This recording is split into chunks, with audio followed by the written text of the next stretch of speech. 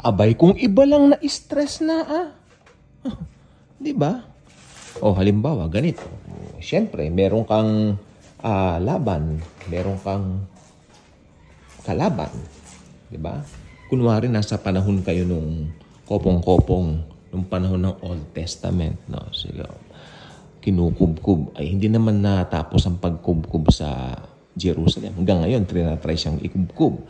Pero, siyempre, iba na po ang panahon ngayon. Mas modern tayo. Pero nung araw, talaga po naman, nakita po ninyo, merong mga kalaban ng Israel. Lagi natin itong natutunghayan when we read the Old Testament passages. Kasi talagang parang sa mga bagay na ganoon, especially in the Old Testament times, nakikita mo yung kamay ng Panginoon kung paano ito gumagalaw, kung paano niya iniligtas ang kanyang piniling lahi, hindi po ba? Kaya upon reading the Bible, meron po akong paborito dito Dalawa actually.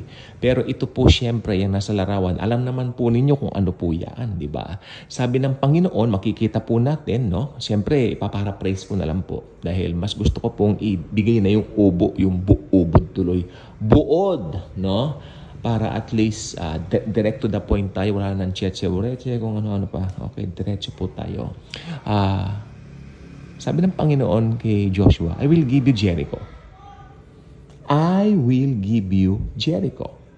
So, parang imposible yatang mangyari yon sapagkat during that time, sa Jericho nangyaring kay Rahab, diba? Kaya si Rahab, diba? Tinago niya mga tik-tik, yung mga spies. Alam naman niyo yun, no? So, inano niya sa nilower niya sa basket yata. Parang gano'n. Parang nangyari kay Paul din yun, iba? Parang pinadaan niya sa meron siyang lubid na inano niya para maitago yung mga So, yan po ang ibibigay ko sa iyo ang Jericho, sabi ng Panginoon dito kay Joshua. Pero mamamangha ka sa pamamaraan, no? Ang pamamaraan lang simple. Okay, hindi stressful. Magmamarcha lang sila ng ilang ulit. 7. Makinig po mabuti. Sa Bible, ang ibig sabihin ng 7, perfect number. At ano naman pong ibig sabihin ng 5 sa Bible? Sige nga po. Subukan nating i-recall, baka may naalala kayo. What is 5 means in the Bible? Yes, grace. 5 is grace, 7 is perfection. Tapos, ano naman ang 6? Ayan po, masama po ang 6 dahil number yan ng kaaway. Okay, alam naman na po natin yan. So, yun po, dumating po yung day. Gusto ko na po sabihin, ipuod ko lang sa inyo, dumating na po yung day ng araw na yon. Maga silang sigising at 7 ulit silang marcha. Pinalibutan lang nila yun yung Jericho pagkatapos ng pang-7, hinipan na po yung trompeta. Ito na po yung sinasabi natin. Kaya ngayon yata piece of trumpet sila ng Israel. Di ba? So, yan po ang natin ngayon dyan. So, after that, alam naman natin nangyari na gumuho yung mga di ba? Mga walls niya by itself. Diba? So, yan. Ito gustong-gusto ko po upon growing. Ito po yung mga gustong-gusto kong Bible stories. Pag nai-invite kami dati sa mga Sunday schools, ito lagi ko na-kwento ng mga tagapagturo ng Sunday schools. Paborito ko rin po yung anong ginawa ito? Teka lang po. Nagkaroon ng chaos. Diba? Yung inano ng Panginoon na parang narinig ng mga kalaban na parang may mga dumarating ng mga dagundong ng mga kawain. Dumarating ng mga kabayo. Diba? Natakot yung mga kalaban. Nagsilikas sila. Another pagpapatunay yan na walang ginawa yung mga Israelites. Pero tinulungan sila ng Panginoon through sound. No? Natakot sila. Nagpanik sila. Akala nila may kalaban sila. Pero ang totoo, umalis sila doon at nakubkub nila yung place. Kita ninyo ang kamay ng Panginoon? Siya po. Alam niyo po ba yan? Ito po ang importante. Ito po yung heart of the matter. Makinig po tayo mabuti. Under grace, ganyan. Nang manampalataya tayo sa Panginoong Jesucristo, alam natin we are blessed, we are truly blessed, we are highly favored and greatly blessed. Jesus, love. Jesus, perfect love, rested na sa atin. Through the Holy Spirit. Kaya, nakakalungkot may mga ibang Kristiyanong hindi nila alam yung covenant nila sa Panginoon.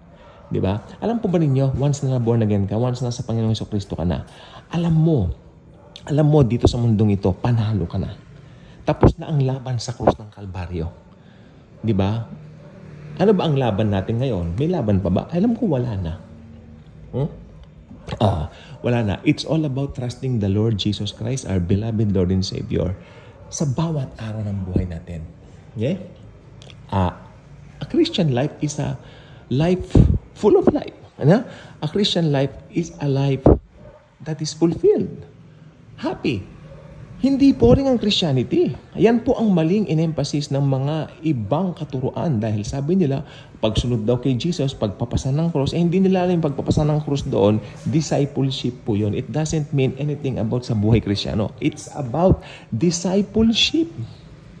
O kasi sa discipleship po, nakakaranas tayong pagtawanan, nakakaranas tayong i-persecute. Okay? But it doesn't mean na naghihirap ka. Kasi pagkat ang Kristiyano, naniniwala ko, 2 Corinthians 8:9, ang mga Kristiyano, laging may provision. So, sa madaling salita, ang Kristiyano mayaman. Dahil mayaman ang source natin, mayaman ang mga Kristiyano. Ang problema, hindi lang po nila alam na mayaman sila. Tulad po sa mga sakit-sakit. Ano bang kinoconfess mo kapag may nararamdaman kang karamdaman? Ha? Ano bang kinoconfess mo? Kabagabagan, hilahil, kalungkutan, kawalan ng pag-asa. Ganun ba? Ganun ka ba pag may sakit? Oh, pag may sakit ang isang Kristiyano, I declare, by His stripes we are healed. Marami pong mga kamangha, mga testimonies na po ang pinatunayan na po ng kapangyarihan ng Panginoong Jesucristo. By His stripes we are healed. Past tense, healed na. Just have to receive it by faith. Importante, naniniwala ka na pinagaling ka na. At asahan mo, magmamanifest yan. Iba't ibang anggulo, iba't ibang aspeto. Pero iisa lang po ang pinatutungkalan. Ang finished work ni Lord Jesus, dala ng pag-ibig at pagmamahal niya sa buong sangkatauhan. Bye-bye.